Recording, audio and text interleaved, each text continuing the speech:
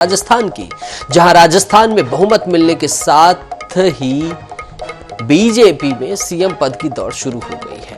अब किसे कमान मिलेगी ये तो चर्चा का विषय है।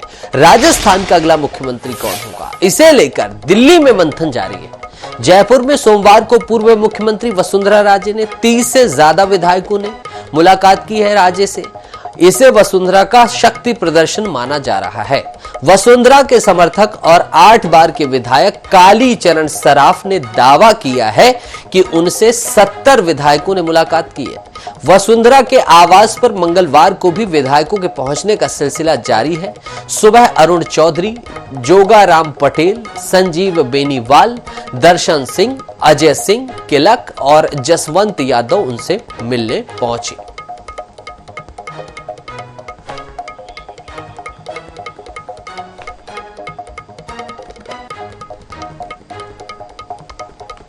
तो कौन बनेगा सीएम राजस्थान का, रस्साकशी भी चल रही है। राजस्थान ही एक प्रदेश है, मध्य प्रदेश छत्तीसगढ़ से इतर, जहां वसुंधरा ने शक्ति प्रदर्शन की कोशिश की है। अनंत शर्मा जी हमारे साथ जुड़ रहे हैं, वरिष्ठ पत्रकार हैं आप। सर, आपका बहुत बहुत स्वागत है NS 24/7 में। धन्यवाद।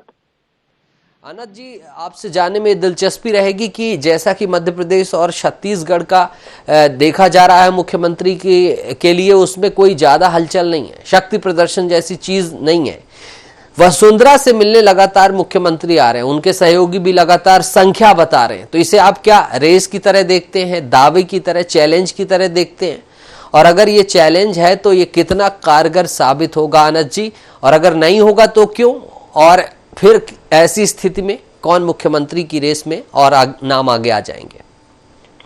देखिए, इसे मैं चैलेंज के रूप में तो नहीं देखूंगा, क्योंकि प्रधानमंत्री जब भी राजस्थान के दौरे पे आए उन्होंने एक बात साफ करी कि इस बार कोई व्यक्ति का चेहरा नहीं बल्कि भारतीय जनता पार्टी का चुनाव चिन्ह कमल ही हमारा चेहरा होगा।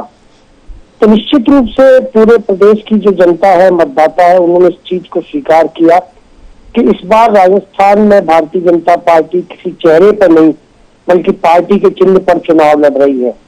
और अगर चुनाव में कोई चेहरा था तो सिर्फ और सिर्फ मोदी का चेहरा था।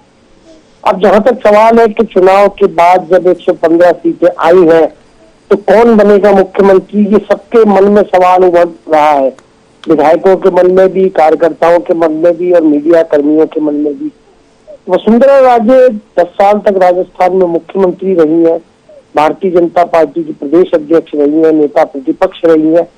ऐसे में स्वाभाविक रूप से वो एक राजस्थान में स्थापित नेता है, तो उनसे जो विधायक मिलने जा रहे हैं वो एक स्वाभाविक जो मिलाने का जो कार्यक्रम होता है।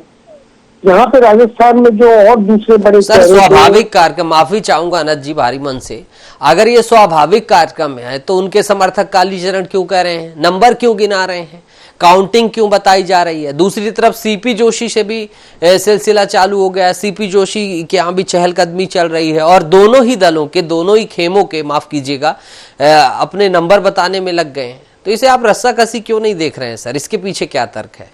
देखिए, इसे रस्साकसी उस रूप में देखा जाए कि जब पर्यवेक्षक आते हैं और पर्यवेक्षकों के आने के बाद में शक्ति प्रदर्शन होता है या रायशुमारी होती है, तब स्थिति अलग होगी। अभी आप ये देख, कोई भी पार्टी हो, कांग्रेस की विधायक दल की आज बैठक हो रही है, अशोक जो भी जीतता है पार्टी, जो विजेता पार्टी होती है, उसके बड़े नेताओं से मिलने का कार्यक्रम सभी का होता है। सीपी जोशी भी दिल्ली में राष्ट्रीय अध्यक्ष से मिले, विधायक भी मिलते हैं एक दूसरे से, सीपी जोशी से भी मिल रहे हैं, चंद्रशेखर जी जो संगठन महामंत्री, उनसे भी विधायकों की मुलाकात हुई। हाँ, वसुंधरा राजे के घर इतनी बड़ी संख्या में जो विधायक पहुंच रहे हैं, इसको मैं अभी शक्ति प्रदर्शन नहीं मान सकता, एक सामान्य शिष्टाचार है। लेकिन हाँ, पर्दे के पीछे की राजनीति क्या है ये समझने की अभी जरूरत है, जब अभी न वसुंधरा राजे ने अपनी तरफ से कुछ बोला है, न पार्टी के दूसरे नेताओं ने मुख्यमंत्री पद के नाम पे कोई हलचल दिखाई दे रही है। ये हलचल तब शुरू होगी जब काला कमान यहाँ पे कोई पर्यवेक्षक भेजेगा। ठीक है अनंत जी, तो फिर कौन कौन से नाम है जो सीएम पद की रेस में हैं राजस्थान में? देखिए, ये सिर्फ अटकलों का दौर है, ये एक अनुमानों का दौर है। निश्चित रूप से वसुंधरा राजे 10 साल मुख्यमंत्री रही है, उनका दावा है इसके बाद राजेंद्र राठौर, सतीश पूनिया का दावा था, दुर्भाग्य से वो चुनाव हार गए।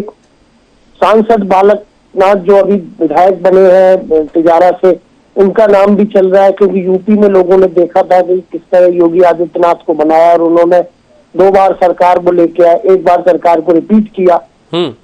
नाम और भी, अर्जुन मेघवाल, गजेंद्र सिंह शेखावत, दिया कुमारी, कई नाम चुनाव की घोषणा से पहले राजनीतिक फिजा में यहाँ तैर रहे थे, क्योंकि वसुंधरा राजे को जब राष्ट्रीय उपाध्यक्ष बना के भारतीय जनता पार्टी दिल्ली ले गई थी, ठीक, तो राजस्थान की राजनीति में एक वैक्यूम हो गया था भाजपा में, ठीक है। तो लीडर कौन इसका। तो आनंद जी, राजनीतिक फिजा में कई नाम है, अगर मैं आनंद जी से जानना चाहूं कि उनके विश्लेषण से किसका पलड़ा हावी लग रहा है, तो आनंद जी की क्या चॉइस होगी, या विश्लेषण में कौन सबसे ज्यादा मजबूत दिखाई दे रहा है? देखिए, हम अगर भारतीय जनता पार्टी की पिछले समय की कार्यशैली को देखें तो भूपेंद्र पटेल गुजरात में, मनोहर लाल खट्टर हरियाणा में और पुष्कर लाल धामी उत्तराखंड में चौंकाने वाले नाम आए हैं, जिनके बारे में कोई भी पूर्वानुमान नहीं लगा पाया, आकलन नहीं कर पाया। तो राजस्थान में भी अगर ऐसे 2 नाम की अगर मेरे से पूछा जाए तो सुनील बंसल है, जो भारतीय जनता पार्टी में संगठन का काम देखते हैं, यूपी के प्रभारी रहे थे, वहां जीत दिलाने में उनकी भूमिका रही थी। पर्दे के पीछे भूपेंद्र यादव को भी मैं नाम लूंगा, जो केंद्र में मंत्री है अभी। और बाकी सब ये अटकलें हैं, जो भी नाम है, अगर 5 नाम में लूं, हो सकता है 6ठा बन जाए, और मैं 1 नाम लूं, हो सकता है वही बन जाए। तो इसमें अटकलें लगाने से कोई नहीं है। जो भारतीय जनता पार्टी की कार्यशैली पिछले दिनों में देखने में आई है, उसमें चौंकाने वाला हो सकता है कुल मिला के, सर आप ये कहने वाले? किसी ने नहीं सोचा था कि राष्ट्रपति बनेंगे। हाँ, द्रौपदी मुर्मू के नाम पर भी ऐसी थी, बहुत से नामों पर अटकलें चल रही थी, चर्चाएं चल रही थी। बिल्कुल आनंद जी, इस महत्वपूर्ण जानकारी के लिए सर, हमारे पास समय कम है, वरना अब आपके ज्ञान लाभ और लेते, लेकिन इस महत्वपूर्ण विश्लेषण और जानकारी के लिए हमसे बातचीत करने के लिए आपका बहुत बहुत शुक्रिया सर।